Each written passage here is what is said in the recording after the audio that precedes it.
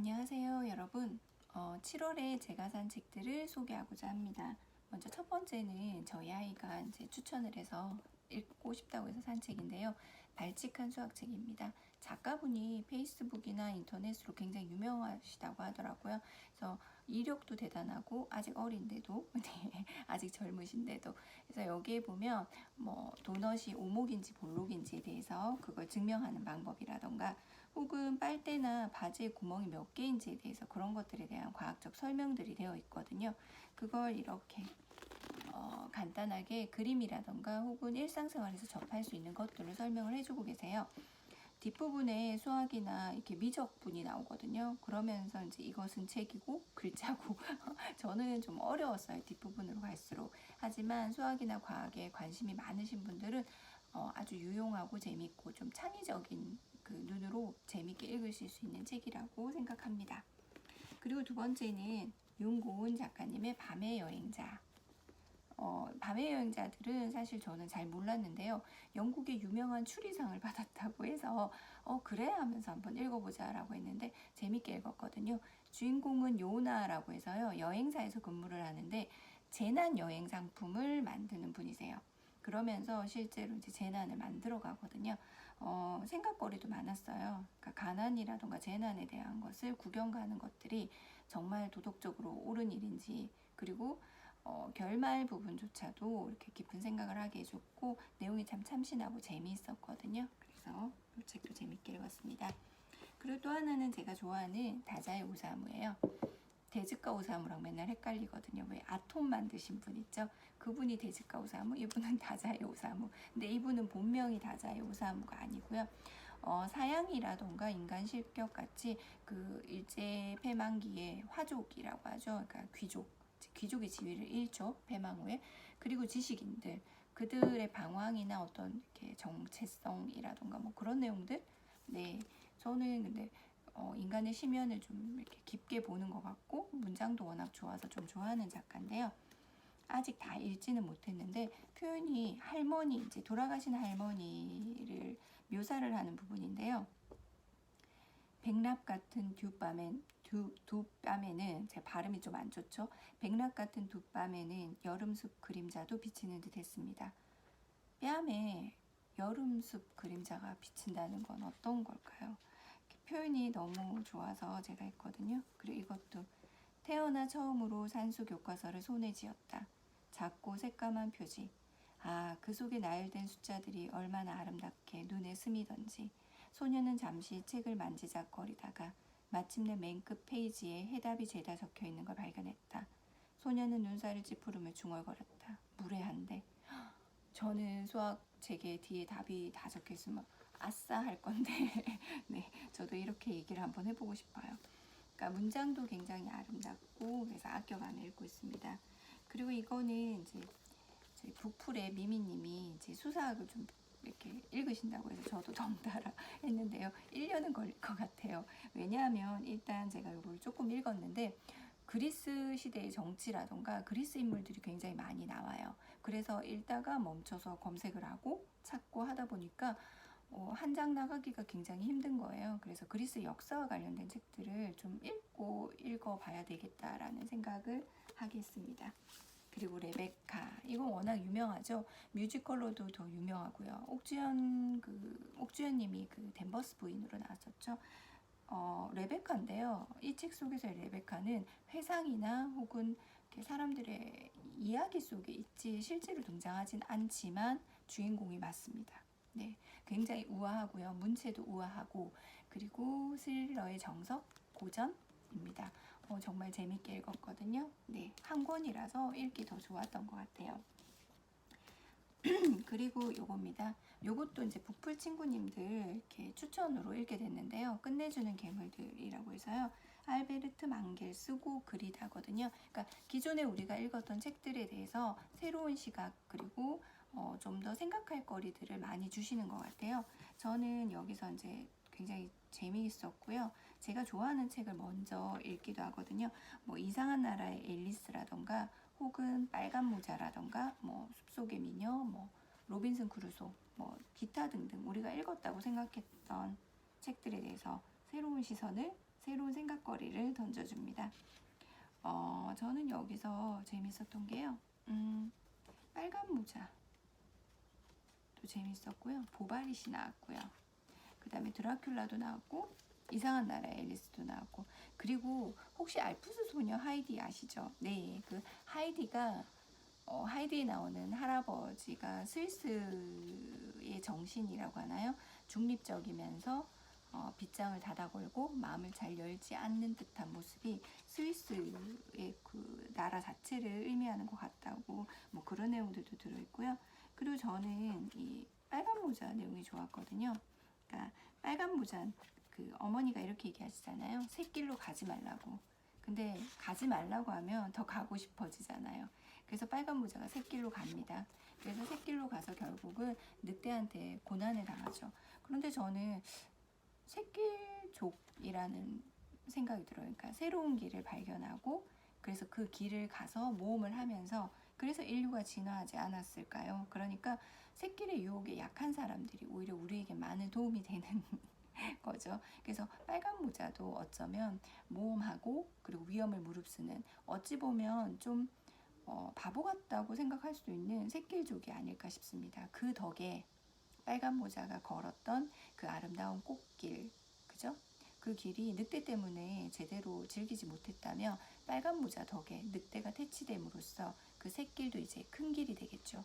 어머니가 새길이 아닌 큰 길로 가라고 했지만 사실 그 큰 길도 예전에는 새길이었으니까요. 그죠? 그래서 빨간 모자에 대한 내용이 나오면서 빨간 모자가 어떤 인물로 나오냐면 유혹당하면서도 유혹하고 세속적이면서도 무고한 그녀는 부정직한 늑대들을 두려워하지 않고 오늘도 자유롭게 숲을 쏘다니고 있다. 이렇게 나오거든요. 그러면서 자유로운 영혼이자, 그리고 뭐 프랑스 혁명 시기에는 혁명을 주도했던 그 프랑스의 상징이죠. 마리 뭐 라던가 이런 식으로 그 시대의 어떤 자유로움을 상징한다고 얘기하기도 합니다. 아주 재미있게 읽고 있습니다. 그리고 시간은 밤입니다. 이름이 어려워요. 류드밀라 페트루셉스키야. 셉스카야? 러시아 이름은 너무 어려워요. 루드밀라 그 러시아 옛날 그 이야기에 보면 나오거든요. 여기에 이제 수많은 단편, 꽤 많은 단편들, 그리고 시간은 밤은 단편이라기엔 조금 길어요. 시간은 밤은 안나라는 그 시인이 주인공입니다. 마리 시인이지 거의 이름 없는 시인이죠. 근데 이 안나가 러시아의 궁핍함과 그 힘든 상황 속에서 아이들을 키워내면서 이제 살아가는 모습이거든요. 그런데 그게 굉장히 큰 울림을 줍니다. 그래서 러시아 소설은 굉장히 재밌는 것 같아요. 정서가 우리랑 좀 닮았다고 하나요? 여인의 한이라던가 이런 것들. 그래서 재밌게 읽었고요. 그리고 이제 미술 관련 책을 샀는데요. 제가 좋아하는 작가분이에요. 이제 위대한 고독의 순간들이라고 해서 이제 이게 2편이 나왔거든요. 이진숙 작가님. 러시아 미술사라던가 롤리타는 없다라던가 미술 관련 책들을 꾸준히 내시고 계시는데요. 이 책이 굉장히 두꺼운데 가벼워요. 이게 안에 종이가 굉장히 얇은 종이로 되어 있으면서 이렇게 미술 관련 그림들은 다 들어있거든요. 그래서 역사 같은 거예요. 지금 2편에서는 언제를 다루고 있냐면요. 여기 보시면 라파엘 전파부터 해서 신인상주의 해가지고 쭉 나오거든요. 그러면서 이제 추상미술까지 다루고 있습니다. 시대로서는요. 그러면서 제가 이제 여기에 한 분을 소개해드릴 건데 바로 밀레예요. 우리 밀레 그러면 바르비종파, 뭐 전원, 농부 이런 얘기를 하는데 사실은 굉장히 그 시대가 무서워했던, 두려워했던 화가라고 해요. 왜냐하면 산업화와 도시화로 파괴되는 자연에 대한 향수는 풍경화와 농민을 그린 그림을 욕망하게 했지만 동시에 그들은 시골에 사는 농민들이 다소 어리석고 권력욕이 없는 순박한 사람이기만을 바랐다. 밀레가 그린 그림처럼 사회에 자신의 씨를 뿌리는 강인하고 주체적인 존재이길 바라지 않았다. 그러니까 강인하고 주체적인 존재의 농부를 말하는 거죠. 그리고 또한 이 밀레를 굉장히 존경하고 따랐던 인물이 있어요. 바로 고흐거든요. 그래서 고흐가 밀레 작품 모사를 굉장히 많이 합니다. 낮잠 자는 농부 그림이라던가 이런 그림들요.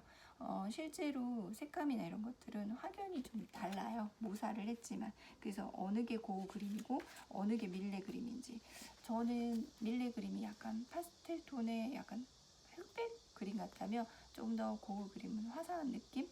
네, 그러니까 밀레 그림을 담고 싶었던 거죠. 이 밀레부터 시작해서요. 뭐 에곤 실레부터 시작해서 우리가 알고 있는 케테 콜비츠, 말레비치, 칸딘스키, 몬드리안 뭐 다 나옵니다. 그러면서 기존의 예술사와는 달리 조금 더 사회적인 모습이라든가 이런 것들도 같이 다루고 있거든요. 그래서 재밌게 읽고 있고요. 그리고 또 하나는 좀 두꺼워요. 현대미술 강의입니다. 아니 죄송해요. 옛날 이렇게 화가들은 많이 알고 있지만 현대 화가들은 잘 모르는데 이게 현대 화가들이 갑자기 하늘에서 뚝 떨어진 건 아니거든요. 그러니까 과거의 화가들에게서 영향을 받았고 과거의 모습에서 새로운 걸 창조하고 그런 분들이 많더라고요. 예를 들면 제니 샤빌 같은 경우는 여기 보시면 네, 제가 여기다가 적어놨는데요. 여기 보이시나요? 예, 제니 샤빌 같은 경우는 여성의 인체가 좀 이렇게 왜곡, 굴곡되듯이 어느 한쪽은 너무 크고 또 작고 이렇잖아요. 이게 아르놀 피니 부부의 초상에 보면 볼록 거울이 나오잖아요. 그런 모습에서 차용했고 그리고 또 옆에 그림 보시면 루벤스의 여성, 그 풍만한 여성이 나오잖아요. 그러니까 그런 곳에서 차용되었다고. 그러니까 서로 연결되는 점들을 이야기해줘서 좋았고요. 그리고 모르는 작가들을 알게 해줘서 좋았거든요. 여기 보면 아이 웨이웨이, 책이 무거워요. 아이 웨이웨이라고 이분이 도자기로 이걸 다 만든 거예요. 해바라기 씨를. 그래서 이걸 가지고 사람들이 만지고 놀게끔. 그리고 도자기 만드는 그 동네가 굉장히 형편이 어려워졌는데 이 해바라기 씨앗을 도자기로 만들므로써 이제 산업을 부흥시키기도 했고요. 근데 안타깝게도 만지고 놀면은 너무 먼지가 많이 생기는데 그게 인체에 해롭다고 해서 실제 전시에서는 그렇게 만지지 못했다고 합니다. 이런 분들뿐만 아니라 굉장히 유명한 분들이 많이 나오시는데요. 현대 미술은 의미의 미술이 아니라고 해요. 그러니까 의미나 내용을 찾는 게 아니라 그냥 그 그림 자체로 보는 거라 그러거든요. 그러니까 우리가 보통 고전 미술이나 이런 걸 보면 저거는 누구구나, 어떤 일을 하고 있구나 이렇게 의미를 찾게 되잖아요. 아니면 이야기를 찾게 되고요. 근데 현대 미술은 그냥 느끼는 것. 그래서 내가 이 앞에서 도대체 이게 뭐야 라고 느끼는 게 이상한 일이 아니라는 것. 네. 그렇습니다. 그 다음에 또 하나 바로 요겁니다. 쇼팽이에요. 저는 여기 시리즈 굉장히 좋아하거든요. 그래서 열심히 읽고 있는데 음악은 워낙 문외한이라서 여기 나오는 단어들이 어려워요. 음악 용어들. 그래서 열심히 검색을 하면서 읽어보고 있습니다. 그리고 또 하나는 요즘 꽃이 또 관심이 생겨가지고요. 이렇게 요거는 북플에서 어떤 그 북플 친구분이 읽고 재밌다고 하셔서 그 다음에 요거는 제가 도서관에서 빌렸다가 너무 재밌어서 정말 재밌어서 구입을 하게 된 거거든요. 그래서 여기 보면 이제 제가 좋아하는 꽃들이 많이 나와요. 뭐 봄, 여름, 가을, 겨울 해가지고요. 4가지 계절별로 그리고 그 꽃이 담긴 의미라든가 이런 것들이 나오거든요. 여기 보시면 모카도 나와요. 모카하면 우리는 자동적으로 문익점 붓뚜껑이잖아요. 실제로 근데 붓뚜껑에 넣은 건 아니라고, 그리고 그렇게 감시가 굉장히 심하지도 않았다고 해요.